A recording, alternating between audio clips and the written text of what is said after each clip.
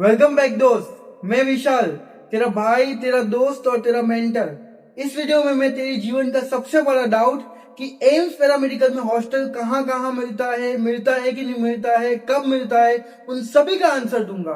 और तुम्हारे काउंसलिंग के रिगार्डिंग जो भी तुम्हें डॉक्यूमेंट्स रखने हैं, तुम्हारे एम्स की पेनल्टीज, तुम्हारे एम्स का फीस स्ट्रक्चर, सभी के बारे में बताऊंगा। तो ये वीडियो तुम्हारे लिए बहुत इंपॉर्टेंट होने वाला है। मुझे पता है कि तुम सब नीट दे के आए हो और अब तुम सब एक्सपेक्ट कर रहे हो कि अब मैं एम्स पैरामेडिकल का एग्जाम देके अच्छे से एक कॉलेज में एडमिशन ले लूं।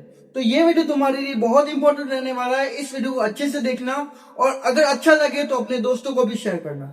सबसे पहले मैं इस वीडियो में क्या क्या बात करूंगा, सबसे पहले मैं इस वीडियो में एम्स दिल्ली के बारे में बात करूंगा। एम्स दिल्ली में 4 कोर्स होते हैं एम्स पैरामेडिकल अंडर, जिसे हम एम्स अलाइड हेल्थ केयर भी बोलते हैं। और अभी उसका फॉर्म का लास्ट डेट 10th में है।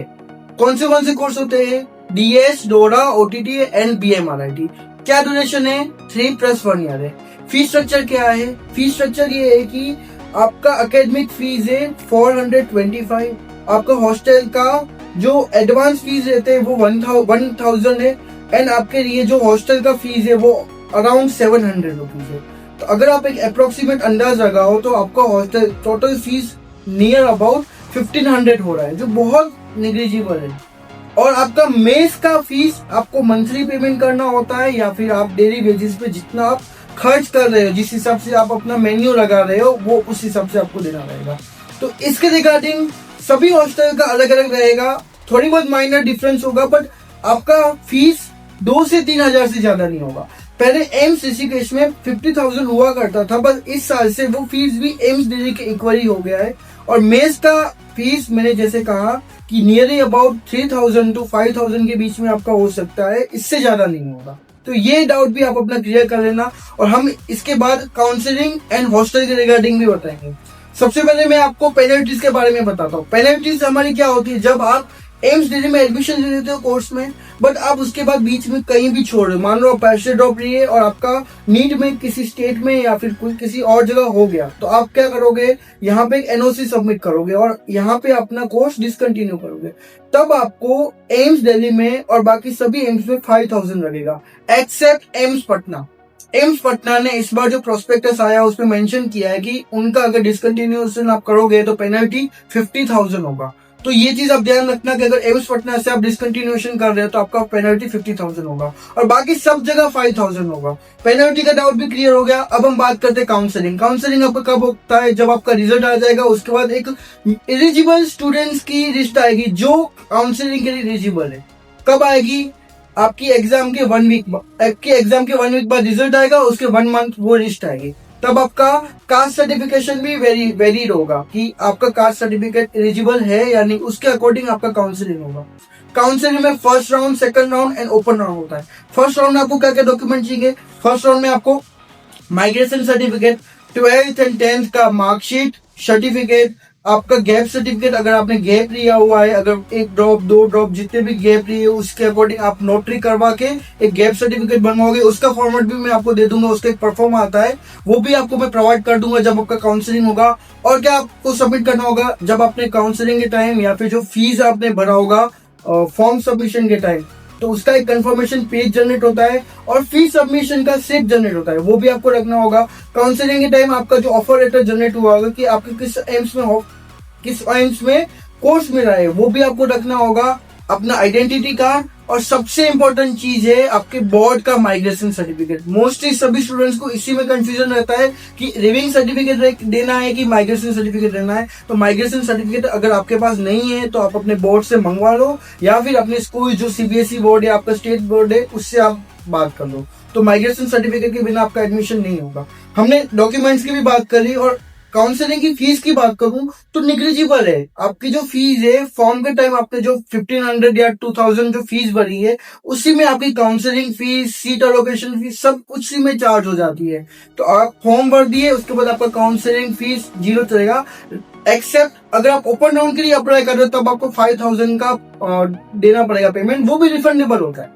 उसके बाद हम बात करते हैं हॉस्टल की। हॉस्टल कहाँ कहाँ मिलता है। आपकी जिंदगी का सबसे बड़ा डाउट यही है कि हॉस्टल कहाँ कहाँ मिल रहा है। बाहर वॉर चल रही है या कुछ भी हो रहा है, बट आपको यही डाउट है कि हम पढ़ाई कर पाएंगे नहीं कर पाएंगे, लेकिन आपको डाउट है हॉस्टल कहाँ कहाँ मिल रहा है। आप कमेंट पे कमेंट कर रहे हो कि भैया कौन से एम्स में हॉस्टल मिल रहा है, कितना शेयरिंग मिलेगा, सिंगल मिलेगा, कब तक मिलेगा, मिलेगा नहीं मिलेगा, या फिर क्या इशू है, अगर नहीं मिलेगा तो हम कहाँ रहेंगे। तो उस डाउट्स के रिगार्डिंग मैं आपके लिए वो सभी क्वेरी का सॉल्यूशन लेके आया हूँ और बहुत ऑथेंटिक इन्फॉर्मेशन दूंगा। मैंने भी ये इन्फॉर्मेशन बहुत लोगों से बात करके, प्रीवियस डेटा एनालिसिस करके और बहुत एनालिसिस करके जनरेट किया है, तो इसमें कोई गलत नहीं होगा। आप इसको अच्छे से सुनिएगा। सबसे मैं बता देता हूँ कि एम्स दिल्ली एंड भुवनेश्वर में एवरी ईयर हॉस्टल मिलता है। अब एक चीज है कि हर बार स्टूडेंट्स को हॉस्टल का क्यों डाउट रहता है।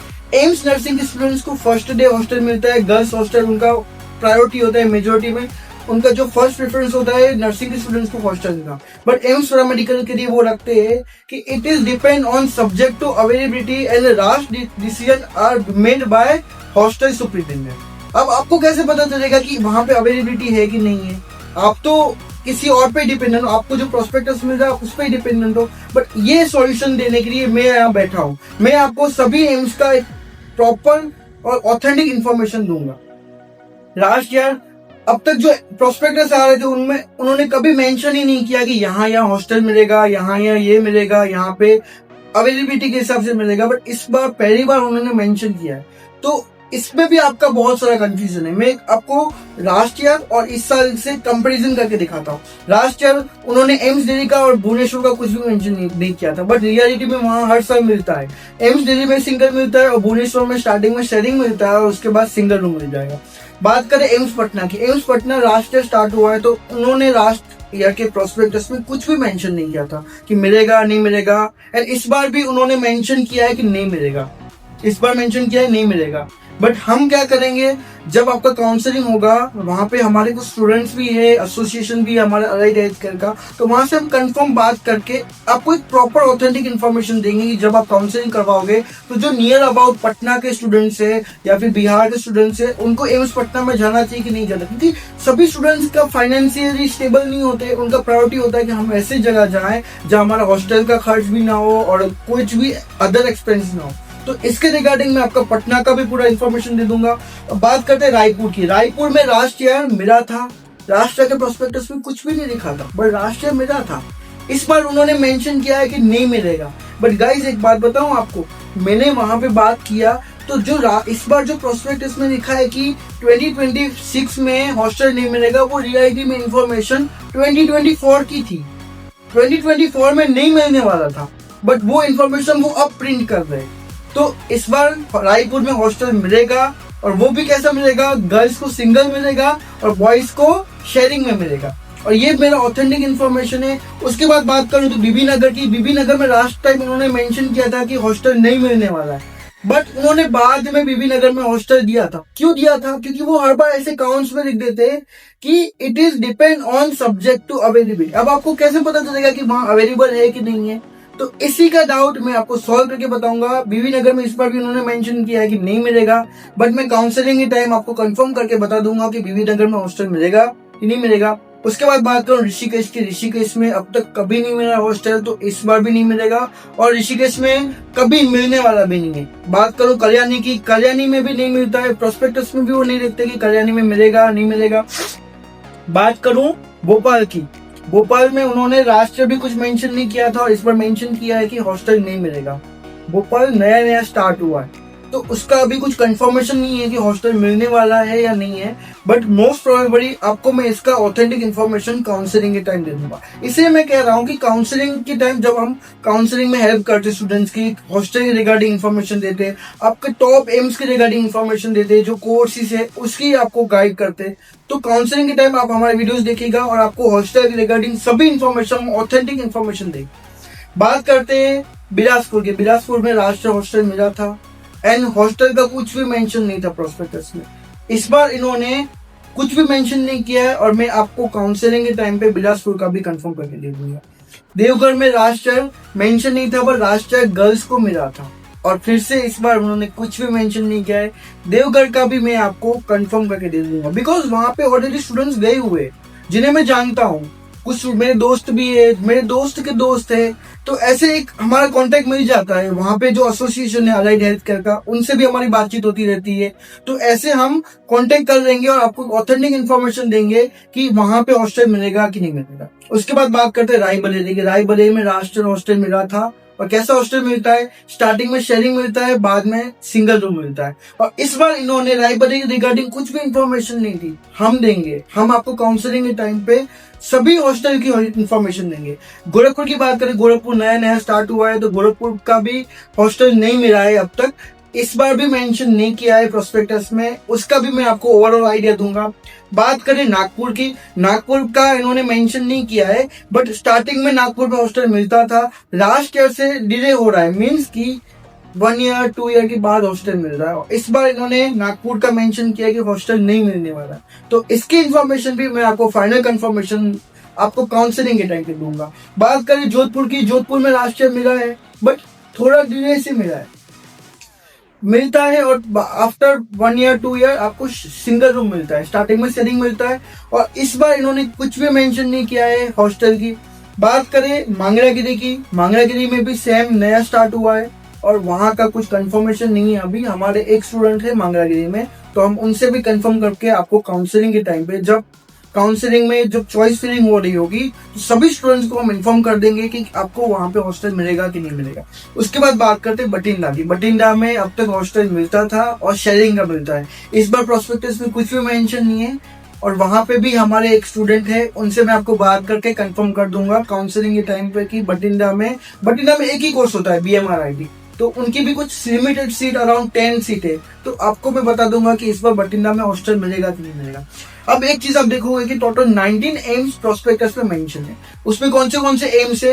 एक्स्ट्रा में आपके राजकोट, एम्स गुवाहाटी और एम्स जम्मू है। वहां पे सिर्फ नर्सिंग के कोर्सेज होते हैं, पैरामेडिकल के कोर्सेज वहां पे नहीं होते। इसीलिए जो टोटल 19 एम्स प्रोस्पेक्टस में मेंशन है, उसमें से 3 एम्स में तो पैरामेडिकल होता ही नहीं। तो वो आप मान ही लो कि वहां पे आपको कुछ ना आपको जाना है, वो सिर्फ नर्सिंग स्टूडेंट्स के लिए। और नर्सिंग स्टूडेंट्स वहां जाएंगे तो उनको 100% वहां हॉस्टल मिलेगा। और इसके बाद हम बात करते हैं कि आपके हॉस्टल का रूम आपको कैसे अच्छे से मिलेगा और आपका क्या फीस रहेगी। Fees structure different AIIMS wise very होता रहता है। अगर आप मान लो कि आप जा रहे हो, अगर आपको फर्स्ट डे हॉस्टल मिलने वाला है, तो तब आपसे वो academic fees, hostel fees and जो पेनल्टीज होती है, कुछ रिफंडेबल पेनल्टीज होती है, वो ले लेते हैं। क्योंकि जब आप कोर्स डिसकंटिन्यू करने वाले हो, तब आपको वो पेनल्टीज वापस मिलेगी। जैसे हॉस्टल का क्या रहता है, 1000 रहता है। मीन्स अगर आप हॉस्टल लीव कर रहे हो और आपने कुछ हॉस्टल के रूम में कुछ नुकसान कर दिया या फिर कुछ चीजें खराब कर दी, तो वो पेनल्टी आपको वापस नहीं मिलेगी, वो आपका कट जाएगा। इसीलिए ये सब चीजें रिफंडेबल होती है, बट डिपेंड ऑन कंडीशन, बहुत सारे क्राइटेरिया होते हैं। तो ओवरऑल हमारे इस वीडियो में हम इतने ही बात करने वाले थे। आप सब अच्छे से पढ़ो और इस वीडियो को बहुत अच्छे से हमने एनालिसिस करके बनाया है। और आगे भी जाके हम हॉस्टल के रिगार्डिंग आपको पूरी इन्फॉर्मेशन देंगे और काउंसलिंग में आपको स्टेप बाय स्टेप गाइड करेंगे। आपकी एक एक काउंसलिंग अच्छी से करवाएंगे। भैया मतलब मैं देखता हूँ कि बच्चे बोलते हैं कि भैया हम चले गए, हमें पता नहीं था कि वहाँ हॉस्टल मिलेगा नहीं मिलेगा, फिर हम PG में बाहर रहे, रेंट दे के रह रहे, तो हमें बहुत दिक्कत हो रही है। ये दिक्कतें बहुत सारे स्टूडेंट के साथ हुई है, बट मैं आपका भाई इस बार आपसे प्रॉमिस करता हूँ कि मैं पूरी ऑथेंटिक इन्फॉर्मेशन लेके आऊंगा और आपको पूरे हॉस्टल का डिटेल दूंगा कि कहाँ हॉस्टल मिलेगा। हम आगे जाके जहां जहां हॉस्टल मिल रहा है उनकी वीडियोस भी हमारे यूट्यूब चैनल पे अपलोड करेंगे, और जिससे आपको बहुत अच्छे से समझ आ जाएगा कि कहाँ हॉस्टल मिल रहा है, कैंपस कैसा है। हम लाइव इंटरेक्टिव सेशंस भी रखेंगे स्टूडेंट्स के साथ जो ऑलरेडी एम्स में है, तो उससे भी आपको एक अंदाज मिलेगा कि वहां क्या क्या चल रहा है। एम्स दिल्ली का तो हम आपको बता रहे हैं, एम्स दिल्ली का आपको ईच एंड एवरीथिंग हम आपको बता रहे हैं। बट अगर आपको जानना है कि बाकी सब एम्स में क्या चल रहा है, कैसे चल रहा है, तो उसकी भी इंफॉर्मेशन हम आपको देंगे। तो गाइस इस वीडियो में मैं इतना ही बता रहा हूँ और ये वीडियो आपके लिए बहुत इंफॉर्मेटिव रहने वाली है। तो आप मिलना अगली वीडियो में। Bye bye, take care.